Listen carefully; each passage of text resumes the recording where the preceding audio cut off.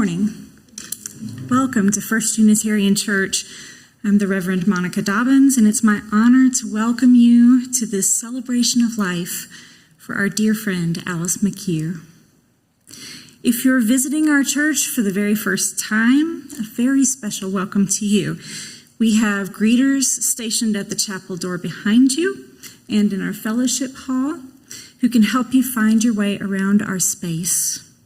If you find yourself in need of a restroom, the nearest ones are located in the hallway behind this door, but the best way to get there is through this door and through the hallway. If you need a private restroom, our greeters will be happy to help you. Our restrooms are gender inclusive. Please use the one that's most comfortable for you. We have hearing assistance devices in the narthex and a T-coil, which can connect to your personal hearing device if you need. We do ask that guests refrain from accessing the live stream on Zoom as it interferes with our sound system. Again, thank you for being here. Worship in a Unitarian Universalist church begins with the lighting of the chalice, the sacred flame that for us represents freedom, memory, and hope. For this, I'd like to invite forward our senior minister, Reverend J. Sylvan.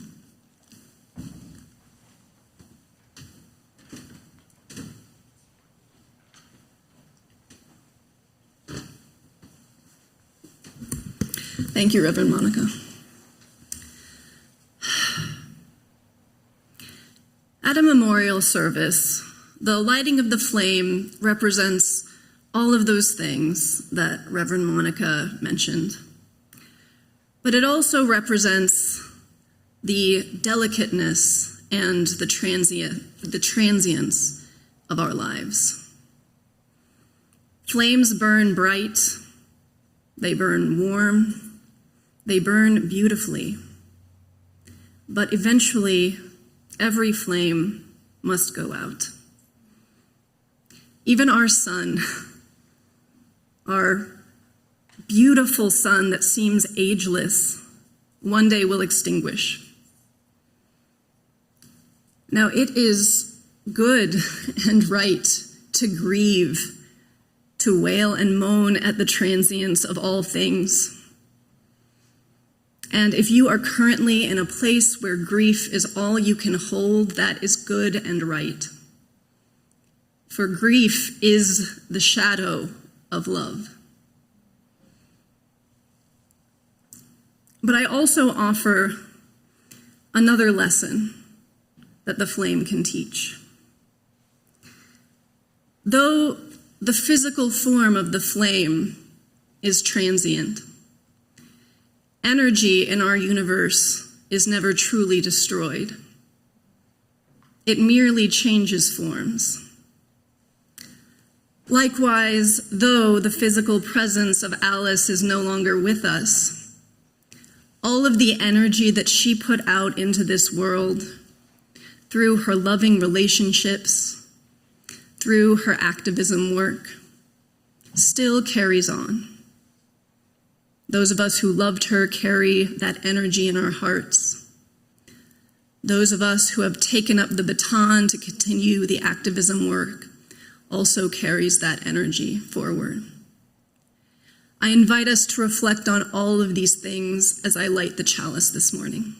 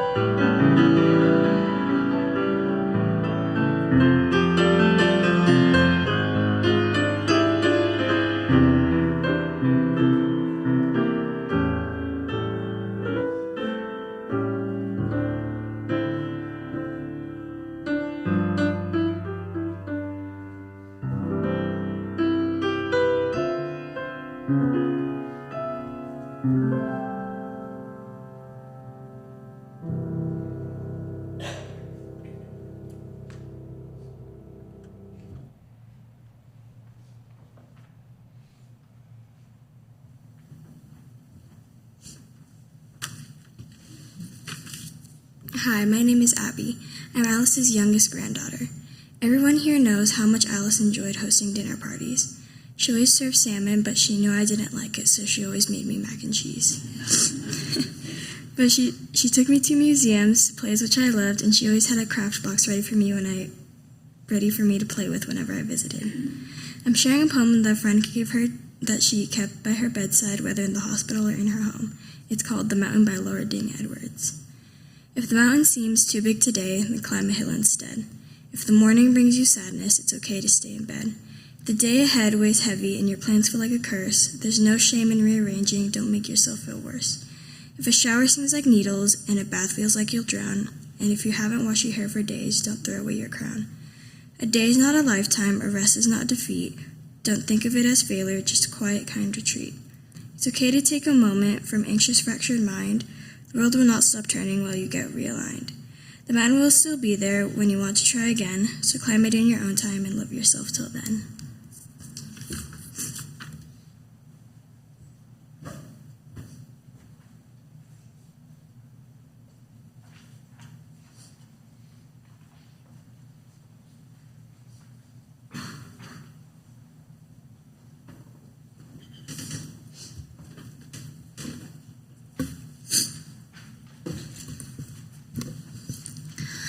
Hello, everyone. Thank you all for being here to remember Alice McHugh, who sometimes went by Nancy, even though she was never very fond of her first name.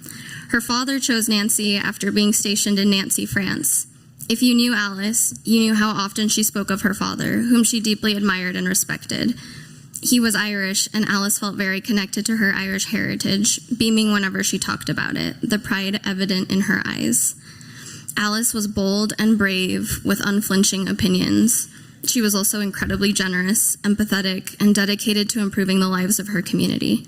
More than anything, she loved bringing people together, and I know she would be blown away by the people that showed up today to celebrate her life. My name is Amy, and my sisters Marley, Abby, and I had the privilege of being able to call Alice our grandma. Alice carried a little bit of magic with her, I think. I remember when she taught me how to spell her last name in song. Capital M, lowercase c, capital H, UGH. She was born on 7/23/45, which she always thought was amusing, but I think is too special to be a coincidence. Alice was never afraid of starting over, of recreating herself, a concept that is truly terrifying to me, but one that Alice embraced. She lived everywhere, from Germany to Washington, D.C., from Boston to California. She loved being in the center of everything, so she always lived in the major cities. In these major cities, one of them being LA, she made it her mission to meet new people, get involved in the community, and then share this part of her with us. One memory I think about fondly is the time I went to stay with her at her home on Kelton Avenue in Los Angeles. One of the days, she decided to take me to Marina del Rey, where we rented bikes on the beach and made sure to stop for ice cream that was right next door. Because she was already a bit older, she brought along a young man she worked with and told me he would be spending the day with us. She then said he would be the one riding the tandem bicycle with me and not her. I remember being a little apprehensive, but this is something Alice loved to do, introduce me to the new people in her life as she brought different parts of her life together. Alice had the ability to find the most interesting people and take them for who they are, all while being amused at how different they were from her. Bringing people together was her art, and she made every experience magical. Alice was born 2 months after World War II ended, coming earthside during a tumultuous time in American history. Her first dog, Tex, was a German shepherd she adored, saved from its Nazi owner. Tex informed the love she would carry for notoriously difficult big breeds with checkered histories, like her Rottweiler Bear and Boxer Mix Rascal, two of the most loving, gentle dogs I've ever gotten the privilege of petting, who let me tug on their ears and climb over them to pretend to ride them like ponies. Alice brought humans that needed a second chance into her life too, which is how she met my dad, Hector, and the other neighborhood kids who she always left her beautiful home's doors unlocked to. After I came into the picture, she made it her mission to be involved in my life, cultivating an appreciation for the arts, taking me to the symphony, to museums, and my favorite Alice activity, watching art house films. One of my favorite traditions to share with Alice was our annual Oscar party. It started before I knew what the Oscars actually were, but I'd be in her room sharing popcorn and using up her sticky notes. We were also watching the Oscars together when the slap heard around the world took place. Alice was shocked that Will Smith hit Chris Rock, but we enjoyed a good laugh and host Ricky Gervais's antics. Our last Oscar party was at Capitol Hill, where we ordered pizza and traded notes about what we hoped would win Best Picture. Alice always knew what you liked and were interested in, and she'd curate experiences to target your interests as a way to spend time together. This is also something Alice did with me many times, especially because I was one to jump around from one fixation to the next. Some of these interests she thought ridiculous, and some she was very excited about, but besides how she felt about it, she was always my biggest supporter. For example, when I was in middle school going to Challenger School, I had a classical music, but more specifically Mozart phase. Overjoyed by this interest, Alice immediately gave me books about Mozart, tickets to the symphony, and would later engage with me in conversation about why I was so enamored by him and his music. Later on, this interest changed to dance. Sorry, I forgot my spot. This interest changed to dance, and we were going to ballets, contemporary music, and modern dance shows. But it didn't stop there. At one point during my sophomore year of college, I had decided that I needed a cat in my life, but not just any cat. I had met a cat named Soufflé a week earlier at Tinker's Cat Cafe and could not stop thinking about her. Alice, despite hating cats at the time, knew how much I wanted a cat, and she came with me to Tinker's, where I introduced her to Soufflé and beamed with joy at the thought of potentially adopting her. No one in our family knew about this visit, since they thought it was a terrible idea and that I should wait until I've graduated college. But Alice was always my accomplice in things like this, and it was just who she was as the loving, caring grandma in my life. Not even 10 minutes later, Alice helped me sign the adoption papers, and this decision changed my life for the better. She joked that instead of needing a boyfriend, all I needed all along was a cat. Thinking back on these stories and how I remember Alice, I think of the unconditional love and support she's given me and so many others. She is one of the most giving people I know, and I hope to be half as giving and caring as she was. She was and is a force to be reckoned with, and the day she left this earth, I know the world shaked. Alice occupies every aspect of my life because she so heavily influenced who I am. Everything I can think of is connected to her, and I hope that means that her legacy will never die. One of my early Alice lessons was to never be afraid to look people in the eyes when I speak, to hold my ground, because what I say is important. As far back as I can remember, she talked to me like an adult. When there was a word I wouldn't understand, she would ask me if I'd like her to explain it. I would say yes, and in a way that was never condescending, she would describe so many concepts, opening my world.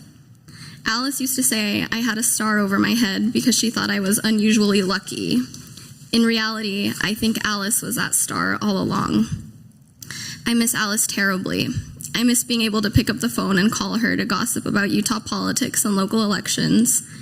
I miss her dedications on the first page of the books she bought me. I miss her sing-song laugh and the amusement she carried for the quirks of the people she loved. I miss getting her notes in the mail with a newspaper clipping she thought I'd be interested in reading. I miss the way she would say no whenever she was shocked, usually at stories or movies. I miss making her laugh and joking about random, ridiculous things. Sometimes I'd even exaggerate how I told stories just so she could burst out laughing of amusement. I miss getting mail, and I say mail because Alice was the only person who would send personalized letters, cards, and newspaper clippings in this day. I miss going to brunch together, especially during the summers where we'd sit outside in the sun. I miss museum visits with Alice, learning about art and history. But most of all, I miss having her here with us. Knowing that I won't be able to give her a hug or receive a voicemail from her makes me miss all the time we spent together. Once at the last brunch we were able to enjoy together, she picked me up to take me to a new spot she read about in the paper. It was the Trolley Cottage Cafe on 700 East. We parked and walked in. The host had a full house and was shuffling from table to table before asking how many were in our party. Alice said she wanted to speak with the owner as she dug into her purse. I was horrified, not knowing how Alice was ready to share a grievance so quickly after arriving. The host hesitantly said he was in charge, and Alice fished out a newspaper clipping hailing the cafe's opening to hand to him. Seeing what the clipping was, his demeanor immediately changed, the stress almost melting from his face as he broke into a wide smile. He warmly thanked her as he took us to our table right away. Alice told me that every time she returned to the Trolley Cottage Cafe, the host recognized her and would seat her group almost immediately despite having other groups waiting. At that same brunch, Alice befriended a gentleman sitting near us after noticing that he brought his own Splendas in a Ziploc bag. She was never afraid to meet a stranger or to spend time talking with a person she didn't know, something I've never particularly enjoyed. But she'd always tell me that every person had a story. I hope I can carry some of her curiosity with me. When we found out Alice had cancer for the second time in her lifetime, because she'd beaten it once already so long ago, though serious as this second time was, it really felt to me like she'd beat it again, because Alice was infinite to me. She was a fighter. For Christmas last year, I gifted her a shirt that said "Tough Old Broad" on it that she found hilarious. She was tough and determined. It didn't occur to me that it would make her as ill as she became. Now I realize how fortunate we were to have had more time with her after she beat it the first time when I was a kid. I always thought Alice was going to live forever. She felt invincible to the point that nothing could bring her down. It wasn't until her recent illness that I realized she wasn't going to be around forever. She had been in my life since the start of it, and I have never lived on this earth without her. This made the last moments we spent together bittersweet, knowing the end was near, but she never shied away from the fact that even in death, she would be the one in control. Alice lived her life on her own terms. It's how she left it too, with a glass of wine at her tableside. I can imagine her lifting her glass, toasting to us all, the widest smile stretching across her beautiful face, her bright blue eyes sparkling. On the other side of the veil, she's luxuriating, eating the best food, catching up with her friends and family, and asking higher powers all the hard-hitting questions. She's already organizing to make improvements, joining every committee she can to make life on Earth more bearable. Though she's no longer physically with us, I look for her everywhere, in the breeze, in the skies, and among the stars. Her transcendence can be felt as life's simple pleasures, the warm sun on your skin, a glass of wine paired with good conversation, and a sweet treat. So now we ask that in honor of Alice, do something to make the people you love happy. Spend time in deep conversation with a stranger at the grocery store, ask people questions about themselves, and host the most elaborate dinner parties. Go to a local play at Salt Lake Acting Company, get organized in your local community, and bring the most interesting people together. Speak your mind, never be afraid to start over, and invest in the relationships you care about. Revel in all the joys life has to offer, because my goodness, life is short, and Alice would want you to do so. As we continue on this journey of life, remember that Alice is the star above all our heads, and she'll continue to spread love and light as always. Thank you.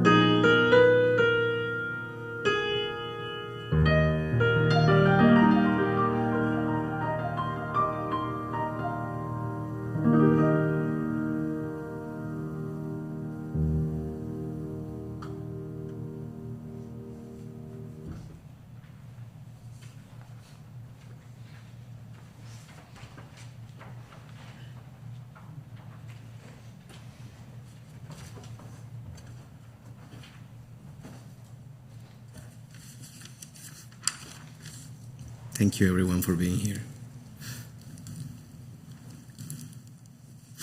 My name is Hector Dominguez, and I wish Alice could be here physically one more time, for the last time. I met Alice in 1989, a year and a half after I migrated from Yucatan, Mexico. And for me, meeting Alice was a little bit intimidating, as I did not speak the language well. But she made us all feel comfortable around her. My first impression of her was that I could not believe how generous she was from the very first time I met her. Over time, I learned that generosity was her nature. It only increased tenfold and never changed. I admire her passion for the things she believed in, and all of them had to do with making things better. Whether it was better education for the disadvantaged, better environment, or better climate for the future generations. There are no words to say how grateful I am to Alice. She took me under her wings. I am who I am because of her influence, her exposure to so many experiences that only her could have done it for many of us. And I have proof. Look at my daughters. They are a byproduct of me having the fortune of meeting Alice as a young Latino kid from Los Angeles. I will never forget how she wanted to always make things better for others. She will not say no to you if you wanted to improve and educate yourself. The last message I sent to her reads, "For over 32 years, you've been on my side. Everything I have, but most importantly, what I have become, is because of your help and influence. So far, I have two well-educated, independent, smart young women because of you. Thank you will never suffice for what you've done on my behalf. I will forever be grateful to you. Love you, Alice. I'll talk to you tomorrow." She responded and thanked me for my words and called me her beloved son.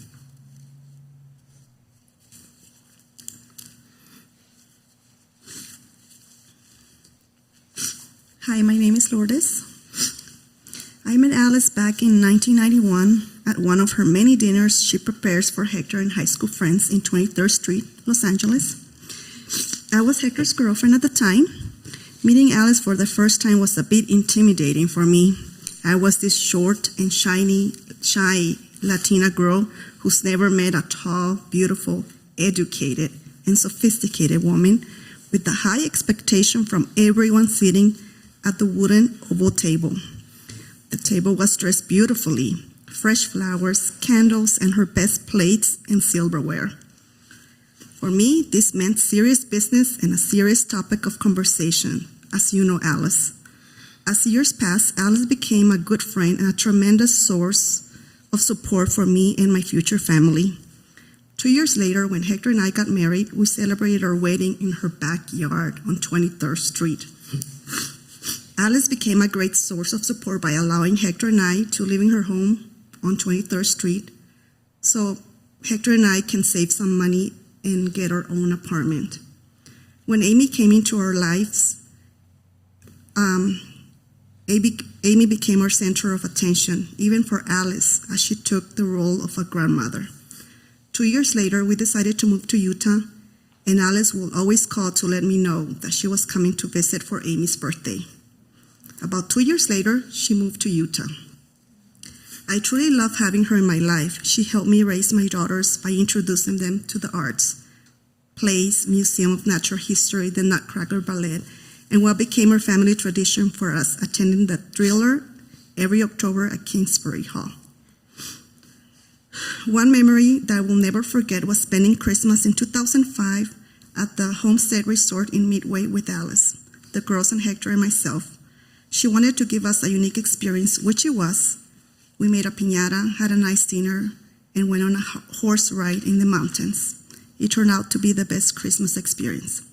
We shared so many holidays together. I can't imagine what it will feel like not to have her join us for Thanksgiving, which is around the corner. I'll cherish Alice's memory forever and be grateful for loving us the way she did. Thank you.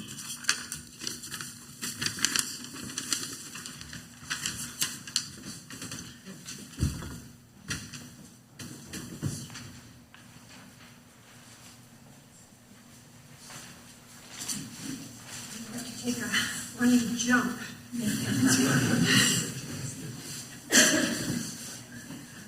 All right.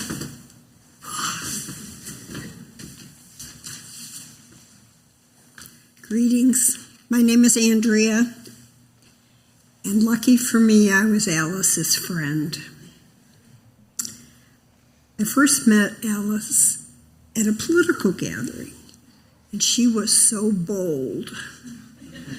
I watched her work the room. Who was there? Who should she talk to? What connections could she make? This is a compliment. Why she swept me into her circle, I've never figured out, but I'm eternally grateful that she did. Alice was a bullabusta. From my heritage, that's a Yiddish word for a supreme hostess. She gathered people, I suspect off the street at times, fed them, entertained them, helped them make new and interesting connections. For me, being invited to sit at her table was an honor. Alice was an activist. Whether it was supporting sanctuary at our church, robustly fighting against the inland port, or trying to change Utah politics through her work with Indivisible. She devoted countless hours in an effort to right wrongs. I have long admired her perseverance, her doggedness, and most of all, her commitment to doing what was right. Alice was generous. She was there whenever there was a need, sometimes to her own detriment. But I never knew her to withhold kindness or support, or not offer a helping hand to her family, friends, and sometimes relative strangers, who immediately became her friends. Most of all, Alice was fun. She loved politics, a good party, an interesting discussion, meeting new characters, discussing the New York Times, writing letters to the editor, going to the theater, coming to the Unitarian church, and being with her family. In essence, Alice loved life. I will miss Alice.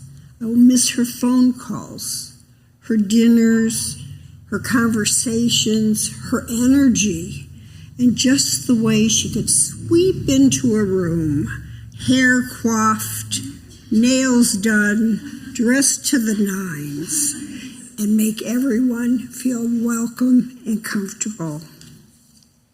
Alice was unforgettable. I hope someday I'll be seeing her again. But in the meantime, may her spirit soar into the universe and shine her eternal light on all of us.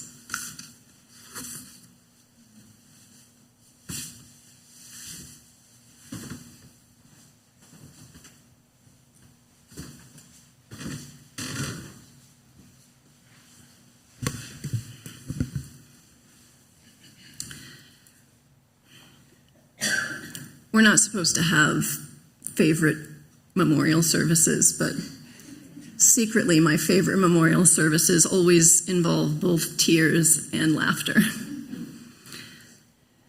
If you are grieving, I hope that you find comfort by grieving together with your loved ones and with others who loved Alice. My friends, today's service will end, as everything in our world does. But you do not have to stop loving Alice. You do not have to stop telling stories about her, remembering her, living her forward. In fact, I hope you never do. As we extinguish this flame today, may its briefness invite us to wonder at and cherish all the more the absolute miracle of our time with Alice. And know that if you loved her, and if you still love her, that her relationship with you and your relationship with her now bestows upon you a sacred trust, the oldest trust, to live her energy forward in this world for the rest of your days. May it be so. Amen.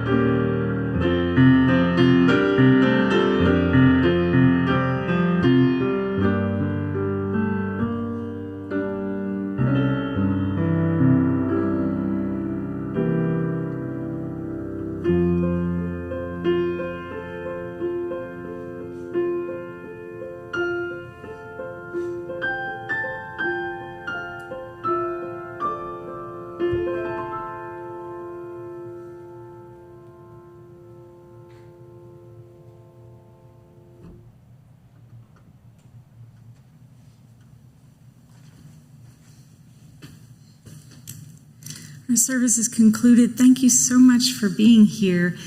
You know, when we were talking with family about how best to celebrate Alice, one thing was clear, and that is that we all needed to eat, because that's what Alice would want us to do. So you're all invited to stay, have some food with this family, and we'll share some memories during that time as well. Thanks again for being here.